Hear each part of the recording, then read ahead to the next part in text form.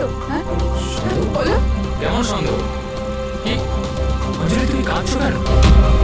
আর তোমার চোখগুলো এরকম বসে গেছে কেন? তুমি তুমি এত কাঁদছো কেন? কি হয়েছে? তুমি আমায় জিজ্ঞাসা করছো কি হয়েছে? তুমি জানো না কি হয়েছে?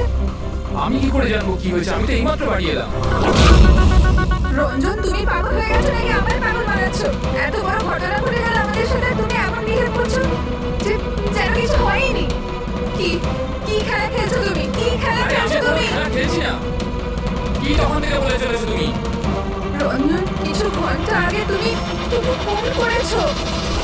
কি?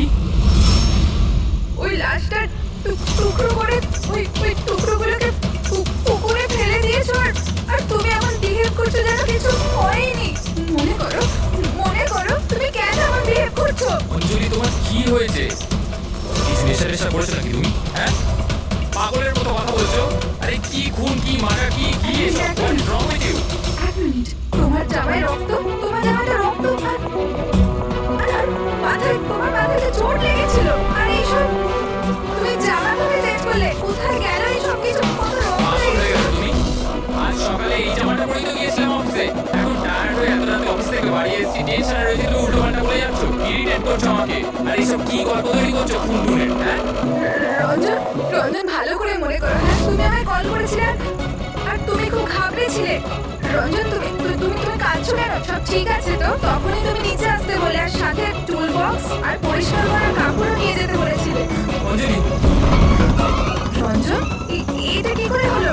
এত রক্ত, এই চোট, আর তুমি এইসব জিনিস কেন আমাকে আনতে বললে? অফিস থেকে গাড়ি করে বাড়ি আসছিলাম, তো রাস্তায় একটা মেয়ে আমার থেকে লিফট চাইলো। আমি ওর সাহায্য করতে গেলাম, তো আমার উপর হামলা করে দিল, আমার উপর। আর আমি নিজেকে বাঁচানোর জন্য আমি ওর খুন করে দিয়েছি। অঞ্জলি, আমাদের আমাদের এই লাশটাকে কোথাও একটা লুকাতেই হবে। ওই লাশটা আমরা শহরের বাইরে একটা পুকুরের কাছে নিয়ে গেলাম।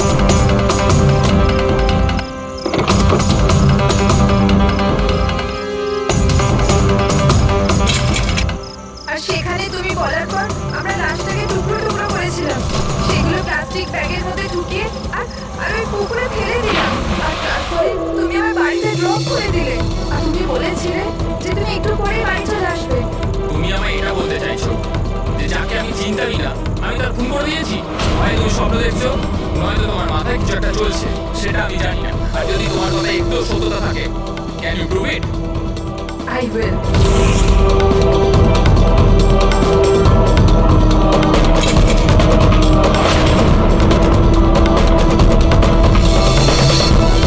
এই দেখো, আরে এই দেখো, এবার বলো, প্রুফ চেয়েছিলে না তুমি? এই দেখো প্রুফ, এবার বলো, এই জামাগুলোতে রক্ত কোথা থেকে এলো? এমনটা না তো যে এগুলো তুমিই করেছো? তুমি আমাকে ফাঁসানোর চেষ্টা করছো? আচ্ছা, এবার আমি বুঝতে পেরেছি, তোরা সবাই মিলে আমার সাথে ইয়ার্কি মারছো না তো? ওখানে অফিসেও আমার কলিগেরা 1 মাস ধরে উল্টো পাল্টা বলেই চলেছে যে আমি তোকে ওখানে দেখেছি, আমি তোকে এখানে দেখেছি, আর আমি বলে বলে হাঁপিয়ে যাচ্ছি যে আমি ওখানে ছিলামই না। কিন্তু এখন যেটা তুমি করছো না, এটা কিন্তু ভুল করছো। এইসব একটা ইন্টেলিজেন্স চক্রান্ত, যেটা তুমি প্ল্যান করেছো। তুমি খুন করেছো অঞ্জলি, আর তুমি এটাতে আমাকে ফাঁসাতে চাও।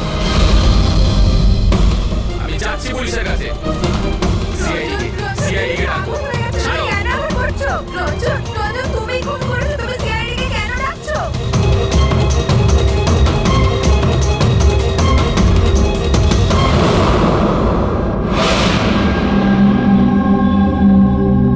তার মানে আপনি বলতে চাইছেন যে আপনি আপনার স্বামী মানে এনার সাথে মিলে একটা মেয়ের লাশ এই শহরের বাইরে মানে একটা লেখে ফেলেছেন?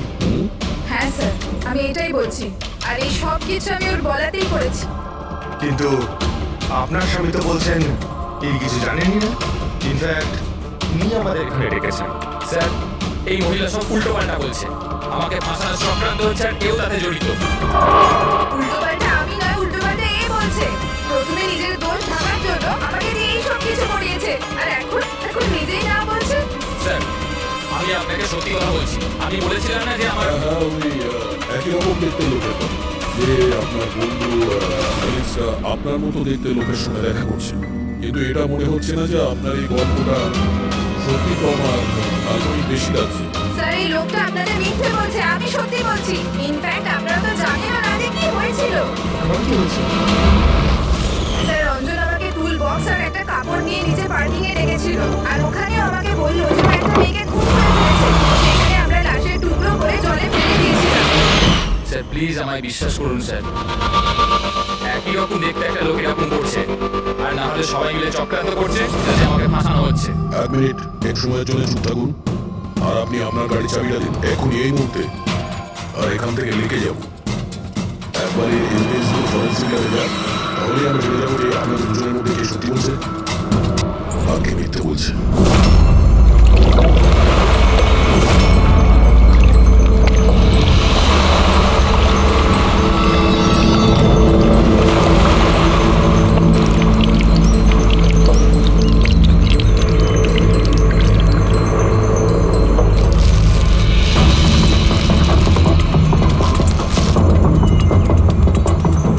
এই মেয়েটা কি? স্যার আমি কি জানি, আপনি আমাকে কেন জিজ্ঞেস করছেন? যা কিছু জানার এর থেকে জানুন না। স্যার আমি এই মেয়েটাকে চিনি না, আমি জানি না একে, আমি একে মারিনি স্যার। আমি তো ওই সময় শুধু এই লোকটার হেল্প করছিলাম। আমি অনেক রাত অব্দি অফিসে ছিলাম স্যার, আপনি চাইলে সিসিটিভি ফুটেজ দেখতে পারেন। চিনের নিচে দেখো, টুপির নিচে স্টিচেস আছে, আর সেগুলো খুব বেশি পুরনো নয়, মনে হচ্ছে কিছুদিন আগেও আঘাত পেয়েছে। রবি, কোনো না কোনো ক্লিনিক বা হসপিটালে সিটগুলো করা হয়েছিল, সেখান থেকে মেয়েটার ব্যাপারে জানা যেত। আর এক কাজ করো ফেডরিক, মগজ, এই বডি টুকরোগুলো আছে না, এই সব কটা আমাদের ফরেন্সিক ল্যাবে পাঠিয়ে দাও, আর এদের দুজনকে আমাদের বিউরোতে নিয়ে চলো। স্যার এ বলছে যে কয়েকদিন ধরে ওরই মতো দেখতে কোনো লোক ওকে ফাঁসানোর চেষ্টা করছে। এর চেনাশোনা লোকরা ওই লোকটার সঙ্গে বিভিন্ন জায়গায় দেখা করছে, আর ওরা ভাবছে যে ও এই। হ্যাঁ স্যার, আমায় ফাঁসানো হচ্ছে স্যার, আর ওই চক্রান্তে এও রয়েছে স্যার। স্যার আপনি বলুন, আমি যদি এসব করতাম তাহলে আমি আপনাদের ফোন কেন করতাম? স্যার এখন অবধি আমি আপনাদের যা বলেছি সবকিছু প্রমাণ হয়েছে তো। লাশ তো পাওয়া গেল রেখে, আর ওর গাড়ির ডিকিতে রক্ত পেলেন তো। স্যার আপনি নিজেই বলুন, যখন এতটা সত্যি আমি বলেছি তাহলে এখন মিথ্যে আমি কেন বলবো? আমাকে ফাঁসানোর জন্য স্যার, আমি বলছি স্যার এটা চক্রান্ত স্যার, আমাকে ফাঁসানোর জন্য। ব্যাস ব্যাস, কে কি কাজ করেছে আর করেনি সেটার খোঁজ আমরা করব। শুধু একটা কথা মনে রাখবেন যে আমাদের সন্দেহ শুধু আপনাদের দুজনকে। বাট স্যার আমি কিচ্ছু করিনি, আমি নির্দোষ। আমি হতে পারে হয়তো আপনি খুন করেননি, কিন্তু লাশকে টুকরো টুকরো করে লেকে ফেলে দেওয়া এটাও কিন্তু বড় অপরাধ, বুঝেছেন আপনি? স্যার সিসিটিভি ফুটেজ পেয়ে গেছি।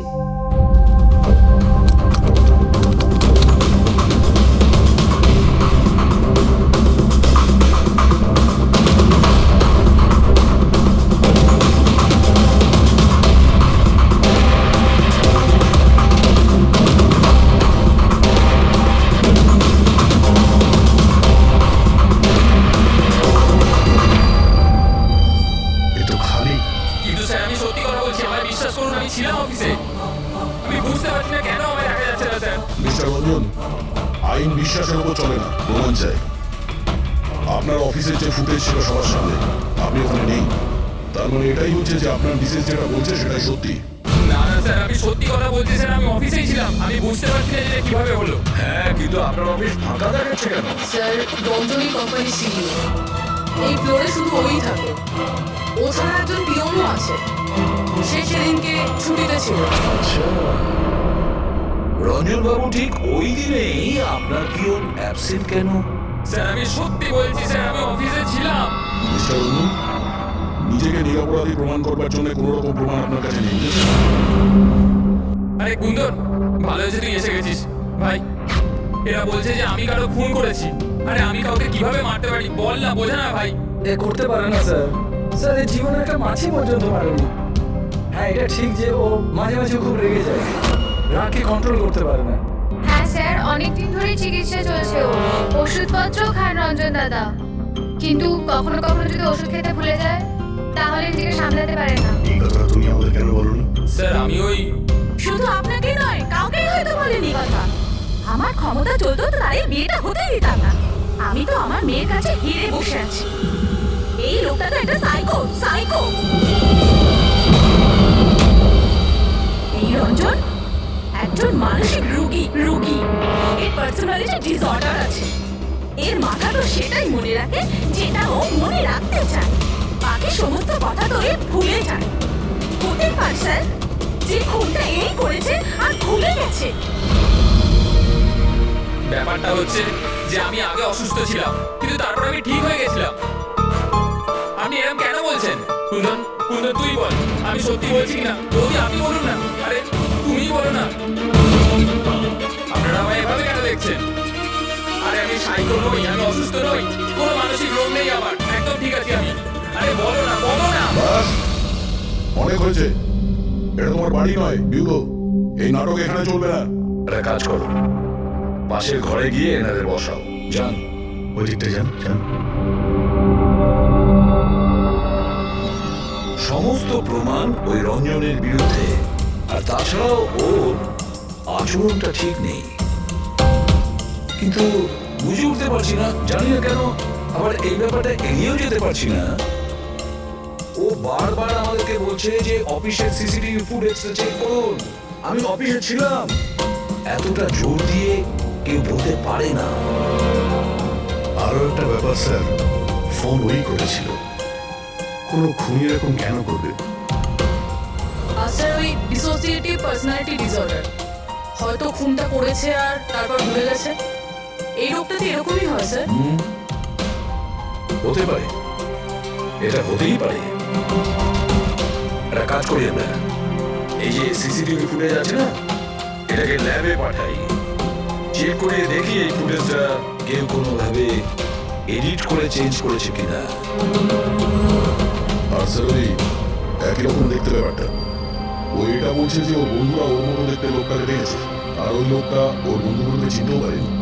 চলো ওর বন্ধুদের সাথে কথা বলি, জিজ্ঞাসাবাদ করি, জেরা করি, তারপর দেখি ওদের কথায় কতটা সত্যি আছে। স্যার হতে পারে এই চৈতালি আর কুন্দর রঞ্জনের শুভাকাঙ্ক্ষী হওয়ার চেষ্টা করছে, হয়তো তা নয়। আর এদিকে শায়লা, উনি তো চানই এই দোষটা রঞ্জনের ওপর আসুক, যাতে ওনার মেয়েকে আর এই বিয়েটা করতে না হয়। স্যার স্যার, যে মেয়েটা মারা গেছে ওর ফটো হসপিটালের ক্লিনিকে পাঠিয়ে দিয়েছি। ওকে শনাক্ত করা হয়েছে। ওর নাম হলো অনামিকা। দুদিন আগেই ওখানে গিয়েছিল ওর আঘাত দেখাতে। অনামিকা, অনামিকা, এই অনামিকার পুরো ফোন রেকর্ড চেক করো, খোঁজ নাও এ কোথায় থাকতো, কি করতো, এর সঙ্গে রঞ্জনের কি সম্পর্ক ছিল।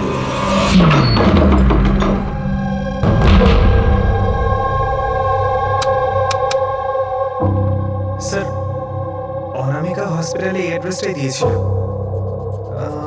এবার কি করি? দেখা যাক, কোনো প্রমাণ নিশ্চয়ই পাবো। একটু আশেপাশে দেখো কোনো প্রতিবেশী আছে কিনা।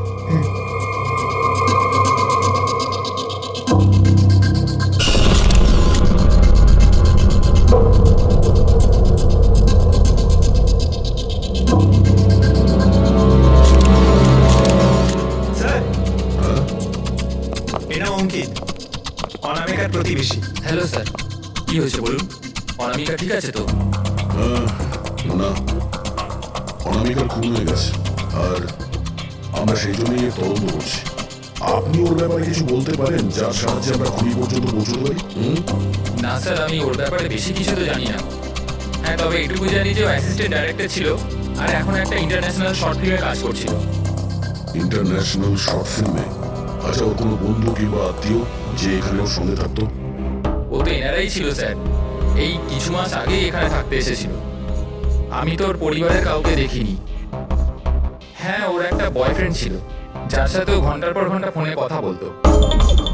ও ফোনে যার সঙ্গে কথা বলতো ও যে ওর বয়ফ্রেন্ড ছিল, এটা আপনি কি করে জানলেন? স্যার, আসলে আমি ওর কথাগুলো শুনেছিলাম। ও ব্যালকনিতে দাঁড়িয়ে ওর সাথে খুব জোরে জোরে কথা বলতো অনেকক্ষণ। আর ওদের কথা শুনে মনে হতো স্যার ওর বয়ফ্রেন্ড ভালো লোক নয়। ঝগড়া হতো খুব দুজনের। কথা শুনে মনে হতো নিজেদের মধ্যে মারপিটও করে। ইনফ্যাক্ট এই দুদিন আগেই ওরা নিজেদের মধ্যে মারপিট করেছে। ওর মুখেতে সেলাইও পড়েছিল আর ওর চোখেও আঘাত লেগেছিল স্যার। আপনি দেখেছেন ওর বয়ফ্রেন্ডকে? আমি স্যার ওকে কখনো দেখিনি, কিন্তু ওর নামটা জানি স্যার। আচ্ছা, কি নাম কি ওর? রঞ্জন। রঞ্জন?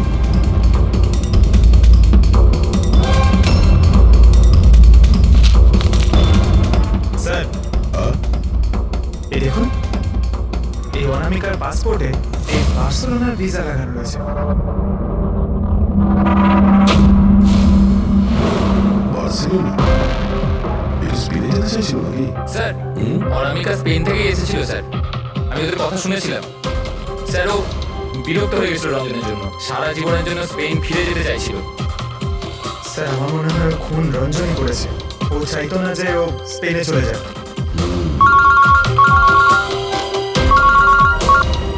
হ্যালো?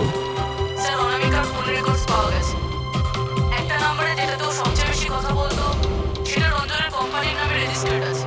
ও রঞ্জন, একটা কাজ করো, অনামিকার ফোনের শেষ লোকেশনটা কোথায় ছিল সেটা বার করো। এ অনামিকা কাল রাত্রে আপনার হোটেলে ছিল?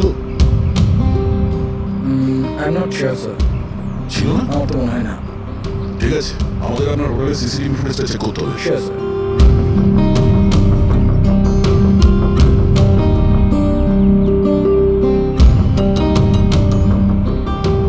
এই তো অনামিকা।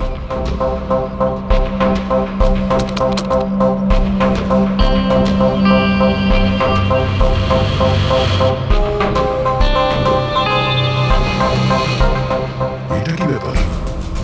ও ভেতরে গেল একটা হ্যান্ডব্যাগ নিয়ে আর বাইরে এলো একটা লাগেজ নিয়ে। তো সঙ্গে এই ছেলেটা কি? স্যার, ও তো আমাদের বেল বয়। বেল বয়? কোথায় আছে এখন? কাল রাত্রে তুমি যখন ওই মেয়েটার লাগেজ নিয়ে বাইরে যাচ্ছিলে তখন ওর জন্য কি অপেক্ষা করছিল বাইরে? হ্যাঁ স্যার, একজন লোক তো ছিল, ওর জন্য ওয়েট করছিল। কে ছিল?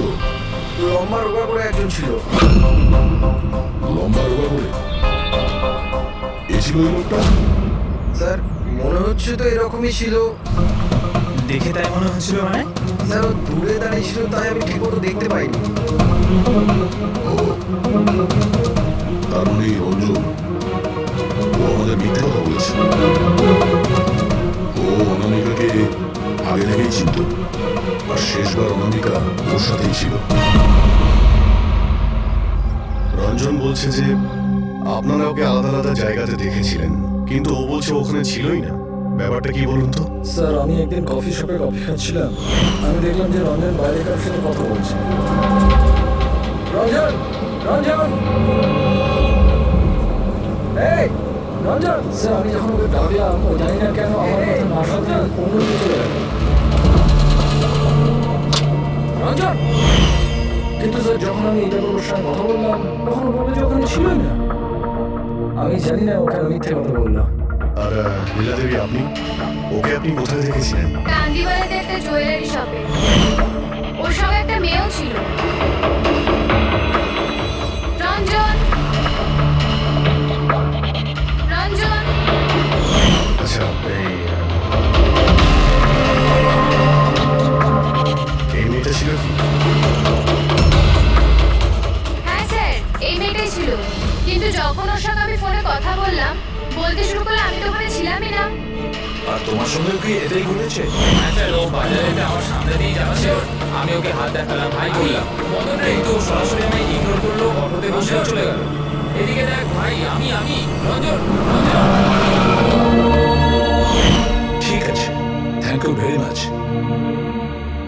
স্যার, এদের কথা শুনে মনে হচ্ছে রঞ্জন ইচ্ছে করে ওদের সামনে এসেছিল আর এরকম বিহেভিয়ার করেছে। কিন্তু অভিজিৎ, কি কারণ হতে পারে? এরকম ব্যবহার কেন রঞ্জন করেছিল? না না না না, কিছু না কিছু গোলমাল তো নিশ্চয়ই আছে অভিজিৎ। যেখানে যেখানে এরা রঞ্জনকে দেখেছে না, দেখি ওখানে কোনো সিসিটিভি ফুটেজ পাওয়া যায় কিনা।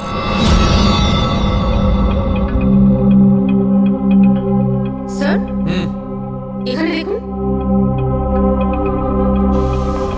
হ্যাঁ সালুকে, বস কি পেলে? এই অস্ত্রের উপর আর কাপড়ে যে রক্ত পাওয়া গেছে সেটা অনামিকারই। মনে হচ্ছে অঞ্জলি সত্যি বলেছে। এটার ব্যবহার অনামিকাকে খুন করার জন্য আরো লাশটাকে লুকানোর জন্য করা হয়েছে। আচ্ছা, রঞ্জনের বিরুদ্ধে কোনো প্রমাণ? হ্যাঁ স্যার, রঞ্জনের ফিঙ্গারপ্রিন্টস পাওয়া গেছে। একটা তো এই টুল বক্সে, আর দ্বিতীয়টা গাড়ির ডিকিতে, যেখানে অনামিকার রক্তও পাওয়া গিয়েছিল। তার মানে রঞ্জন অঞ্জলির সঙ্গে ছিল।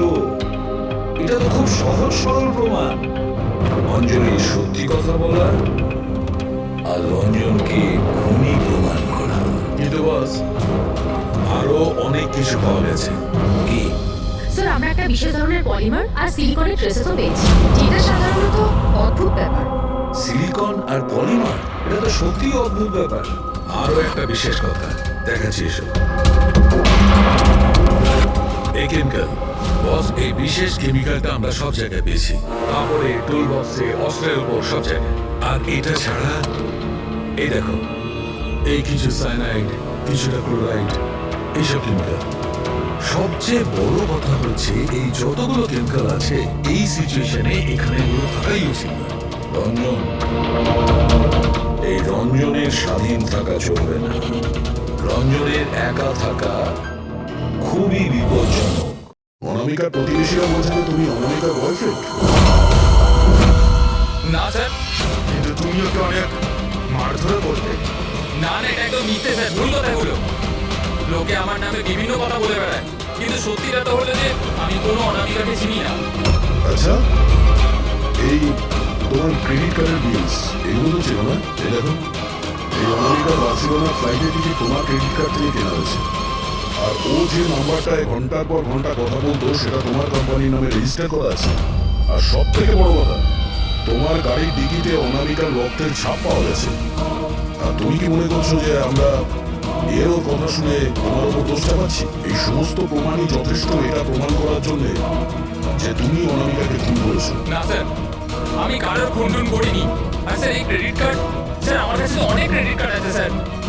আর স্যার, আমি আজ অব্দি আমার ক্রেডিট কার্ড দিয়ে কখনো বার্সেলোনার টিকিট বুক করিনি। তাহলে উল্টোপাল্টা কথা বলা বন্ধ করো রঞ্জন। অনামিকা তোমার গার্লফ্রেন্ড ছিল আর তোমার জন্য বিপদ হয়ে দাঁড়িয়েছিল, আর ওর হাত থেকে মুক্তি পাওয়ার জন্য তুমি ওকে খুন করে দিলে। আর শুধু খুন করলে না, তার সাথে আমাকেও ফাঁসিয়ে দিলে। না, আমি এরকম করিনি অঞ্জলি, আমার কথাটা বোঝার চেষ্টা করো তুমি।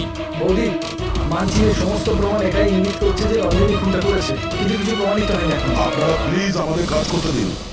দেখো অর্জুন, তোমার নির্দোষ হওয়ার কোনো প্রমাণ তোমার কাছে নেই। আর খুনের সময় তুমি কোথায় ছিলে এর কোনো সাক্ষীও নেই। আর তোমার ওই অফিসে সিসিটিভি ক্যামেরা ফুটেজ, ওর মধ্যে তুমি উধাও। অনামিকার হোটেলের বাইরে তোমার গাড়ি দাঁড়িয়ে থাকা, তোমার গাড়ির ডিকিতে অনামিকার রক্ত পাওয়া, ফোন রেকর্ড, ক্রেডিট কার্ড বিলস। তোমার বাঁচার আর কোনো রাস্তা নেই। এই একই রকম দেখতে অ্যাঙ্গেলটা একবার পরিষ্কার হয়ে যাক, তারপর তোমাকে অ্যারেস্ট না করার কোনো কারণ আমাদের কাছে থাকবে না। ততক্ষণের জন্য তুমি এখানে নিজের বাড়িতেই নজরবন্দি থাকবে, ফ্রেডির তত্ত্বাবধানে। আর আপনারা তদন্ত শেষ না হওয়া পর্যন্ত আপনাদের মধ্যে কেউ এখান থেকে যাবে না। ফ্রেডি, নজর রেখো। Sir, sir please sir, sir আমার কথাটা বোঝার চেষ্টা করুন, আমি কিচ্ছু করিনি। পূর্বী, তুমি কি বলছো তুমি খেয়াল করেছো? হ্যাঁ স্যার, স্যার ইমেজ ফরেন্সিক এক্সপার্টরা কনফার্ম করেছে এই রঞ্জনের ফুটেজের সাথে এডিট করা হয়েছে। এই ফুটেজটায় কিছু আউট অফ ফোকাস ব্যাপার আছে, যেটা থেকে এটা প্রুফ হয় যে এখানে কেউ একজন ছিল, যেটাকে খুবই ভালোভাবে ডিলিট করা হয়েছে। কোনো আর কেউ নয়, ও রঞ্জনী। তার মানে ওই একই রকম দেখতে গল্পটা সত্যি। অনামিকা খুনের সময় ও অফিসেই ছিল। তাহলে ওর খুন কি করে করবে? একটাই লোক একই সময়ে দু জায়গায় কি করে হতে পারে? স্যার, স্যার সেই সব সিসিটিভি ফুটেজ পেয়ে গেছি যেখানে রঞ্জনের বন্ধুরা রঞ্জনকে দেখেছে। কফি শপ, জুয়েলারি শপ আর মার্কেটে। দরজা খোলো, বাইরে বেরোতে দাও। আরে কেন আমাকে আটকে রেখেছো? খোলো, আমি বলছি খুলে দাও। এটা কি হচ্ছে? ওর আবার আগের মতো অবস্থা নেই তো? খোলো। সে কি? তাহলে তো ওনাকে খাওয়াতে হবে নিশ্চয়ই কোনো উপায় থাকবে। শুধু একটাই ওষুধ আছে, ঘুমের ইনজেকশন। খোলো, আমি বলছি দরজাটা খোলো। আরে এইভাবে কেউ আমাকে আটকে রাখে নাকি? আমার তো খুব ভয় লাগছে। ওই দরজা ভেঙে মাথা মাথায় উড়ে আমার কিছু করে দেবে না তো? সব প্যাকেটটা রক্ত এখানে। আমি দেখছি। আরে কেন আটকে রেখেছো আমায়?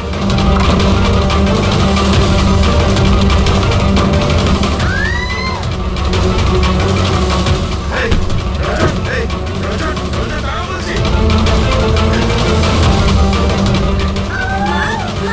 আস্তে, আস্তে। Oh my God, এইটা কি করে হলো? আমি ডাক্তারের খবর দিচ্ছি। হ্যাঁ, তুমি ঠিক আছো তো মা? Oh my God, কি করে লাগলো তোমার? স্যার এটা কফি শপের ফুটেজ।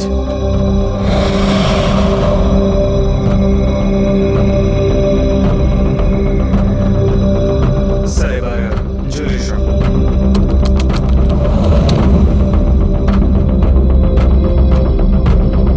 তোর সঙ্গে অনামিকাও ছিল।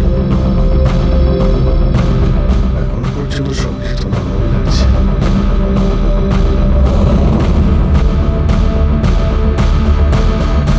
স্যার এবার মার্কেট প্লেস।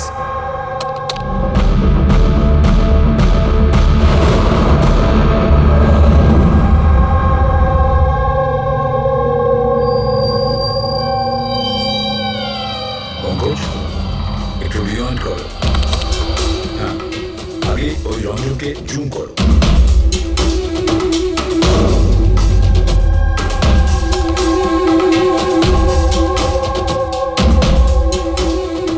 এই দেখো, এর হাঁটা চলে একটু আলাদা।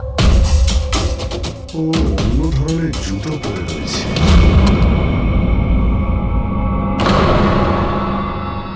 কিন্তু এটা কি? দয়া ওয়াকিং বুট পরেছে, ওয়াকিং বুট। যার পায়ের হাড়ে কোনো প্রবলেম থাকে না সে ওই ওয়াকিং বুট পরে। কিন্তু রঞ্জনের পা তো একদমই ঠিকঠাক আছে। সেটাই তো, এটা তো হতেই পারে না। তাহলে ও কি? আচ্ছা লোকে বলো কি এখনই?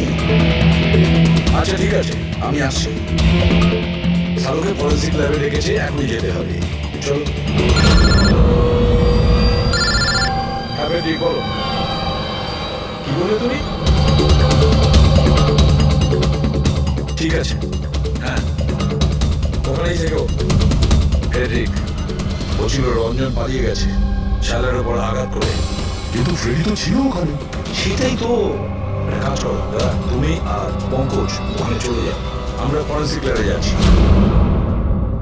আচ্ছা সালুকে তুমি রঞ্জনকে গ্রেফতার করতে বারণ করেছিলে, ব্যাস ও তো ওদেরকে আঘাত করে পালিয়ে গেছে। আর তুমি এখানে এসব কি করছো? এখানে এখানে এরকম মিউজিয়াম সাজিয়েছো কেন? মিউজিয়াম নয় বস, তাহলে? এটা হচ্ছে সেই ধাঁধাটার জবাব যেটা আমরা সলভ করতে পারি। হ্যাঁ, রঞ্জন পালিয়ে যাওয়াতে আমার খুব আফসোস হয়েছে, কিন্তু আই এম শিওর তোমরা ওকে ঠিক ধরে ফেলবে। তোমাদের মনে আছে ওই যে কেমিক্যালটা আমরা ক্রাইম স্পটে পেয়েছিলাম? তো তার সঙ্গে ওর কি সম্পর্ক? সেটা আমি আপনাদেরকে বলছি। আপনি কে? এ হচ্ছে জগৎ। এক মিনিট, সব কিছু বুঝতে পারবে বস। বেহুল, হাই স্যার।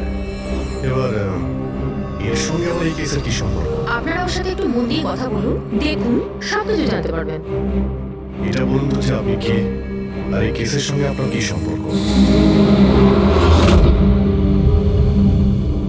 এক মিনিট। এনার চোখগুলো দেখে তো কেমন যেন একটা মনে হচ্ছে। শুধু চোখই নয়, এনার তো পুরো মুখের মধ্যেই কিছু। গোলমাল আছে অভিজিৎ, কেসের ওপরে গোলমাল আছে।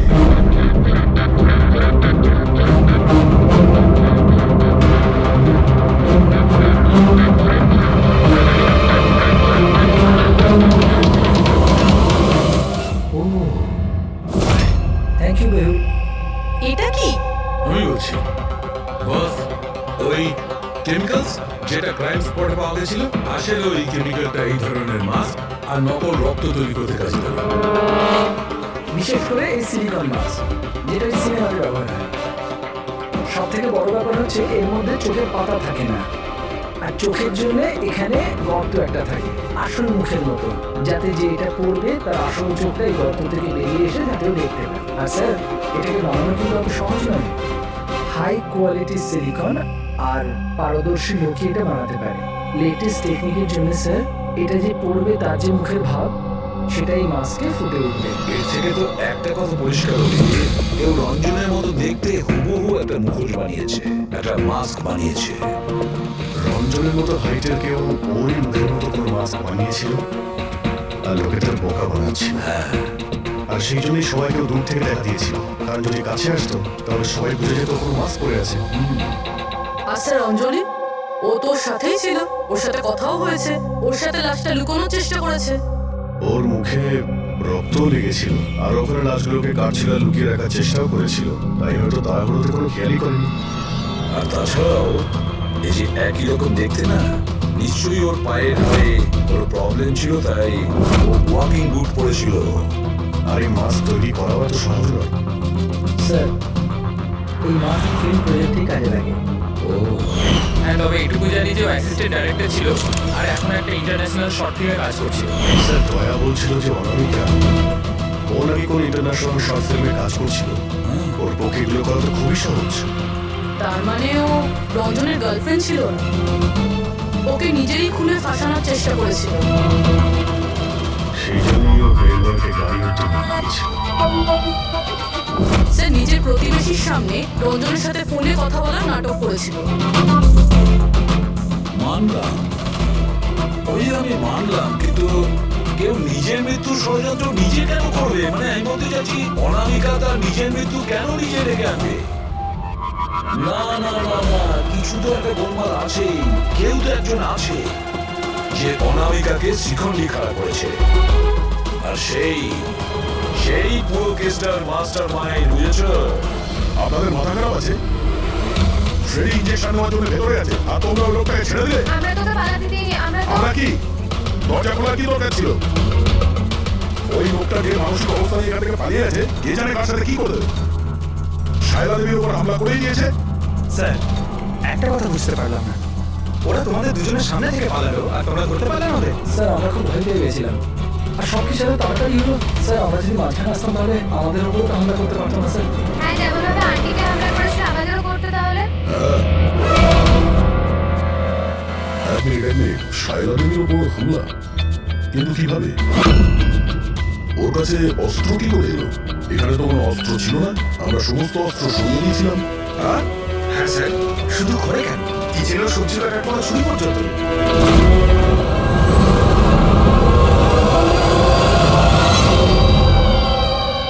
স্যার এ হলো আমাদের প্রোডাকশন হাউসের মেকআপ আর্টিস্ট, আর স্যার এই মাস্ক বানাতেও এক্সপার্ট। তুমি অনামিকার জন্য মাস্ক বানিয়েছিলে, তাই না? বানিয়েছিলে কিনা? হ্যাঁ স্যার, উনি আমাকে টাকা দিয়েছিলেন আর এটা তো আমার কাজই স্যার। তাহলে এটাও বলে ফেলো যে কাজটা কার জন্য করেছিল, এই মাস্কটা কার পড়ার কথা ছিল। বলো বলো, তাড়াতাড়ি বলো, সময় নেই আমাদের। আর হ্যাঁ, যার মুখে তুমি মাস্ক বানাও তার মাপ নেওয়ার দরকার আছে, ম্যাপিং করার দরকার আছে। হ্যাঁ স্যার, তার জন্য বানিয়েছিল ওই মাস্ক। কে ওই মাস্কটা পরতো? বলো তাড়াতাড়ি।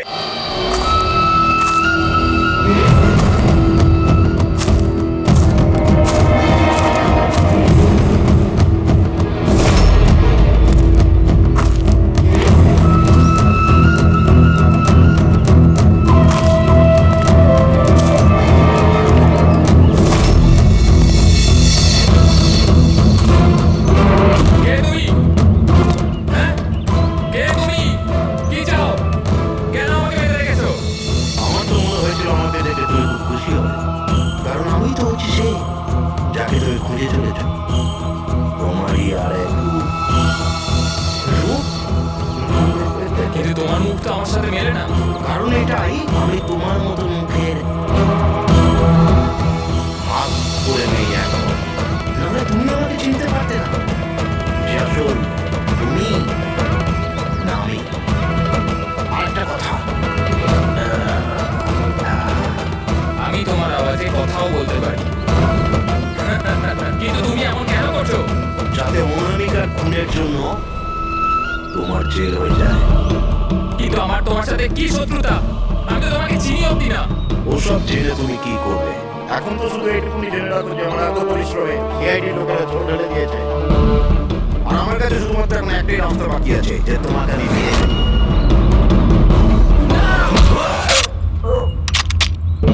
সিআইডি। তোমরা এখানে কি করে? তোমাকে ফলো করতে করতে এখানে পৌঁছেছি। ওই মেকআপ ম্যান সব কিছু বলে দিয়েছে তোমার ব্যাপারে। ও ভুল করেছো তোমরা এখানে এসে। রঞ্জনকে তো আমি কিছুতেই ছাড়তে পারবো না, কারণ আমি ওকে মারবার জন্য কন্ট্যাক্ট নিয়েছি। কিন্তু এখন তোমরা ওর সঙ্গে মরবে।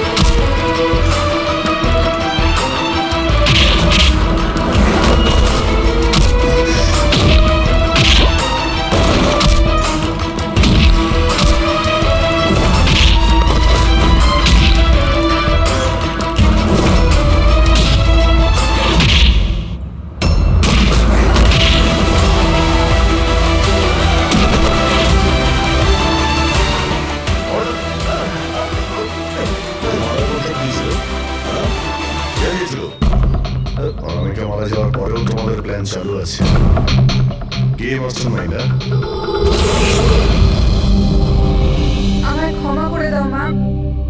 তোমার মতের বিরুদ্ধে গিয়ে বিয়ে করে আমি অনেক বড় ভুল করে ফেলেছি। কখনো ভাবতেও পারিনি যে ও এসব করতে পারে। রঞ্জন কোথায়? ওকে পেলেন না আপনারা? পাওয়া গেছে রঞ্জনকে। আপনারা সবাই এটা জেনে হয়তো অবাক হলেন যে রঞ্জন নির্দোষ। এটা আপনারা কি বলছেন? কোন রঞ্জনই করেছে? একদম না, রঞ্জন খুন করেনি। খুন করেছে আপনাদের মধ্যেই কেউ একজন। আমরা? কিন্তু আপনি তো জানেন যে এই সবার উপস্থিতিতেই রঞ্জন আমাকে আঘাত করেছে। কি করে করলো? মানে কোন জিনিস দিয়ে আপনার উপরে আক্রমণ করেছিলেন? আমি বলেছিলাম না যে ও ছুরি দিয়ে আমাকে আঘাত করেছিল। কিন্তু ছুরি তো ছিল না, আমরা সমস্ত অস্ত্র সরিয়ে দিয়েছিলাম। আপনার এই আঘাত ছুরি দিয়ে নয়, বরং নেইল পাইপ, নখ কাটার জন্য যেটা ব্যবহার করা হয়, আপনার এই আঘাত সেটা থেকে লেগেছে। মনে হচ্ছে উনি এখনো কনফিউজড। কোনো ব্যাপার নয়, ওনাকে আমরা সাহায্য করছি। ফ্রেডি,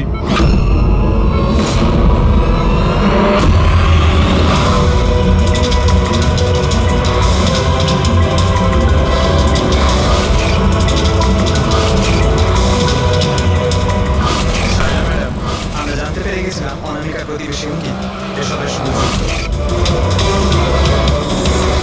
তো এই জন্য আপনি আমার বাড়ি থেকে তাড়িয়ে দিয়েছিলেন, যাতে আমার কিডন্যাপ করে আপনি আমাকে খুন করতে পারেন। মা, তুমি খবরদার খবরদার, যদি আমাকে মা বলে মা শব্দের অর্থ কি হয় তোমরা দুজন জানো?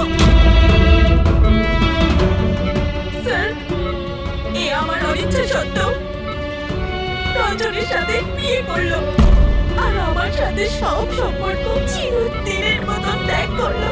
আর আজ এরা আমার সম্পত্তির অধিকার চাইতে শুরু করেছে। এইসব এই রঞ্জনের কাজ। এই উস্কেছে আমার মেয়েকে, আমার একমাত্র সন্তান, নিজের স্বামীর সঙ্গে মিলে ধীরে ধীরে আমাকে বিষ দিয়ে মারতে শুরু করলো।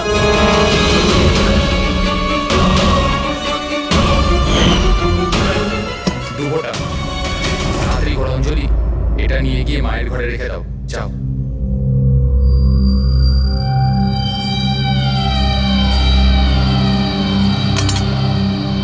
কিন্তু আপনি অনামিকার খুন করলেন কেন?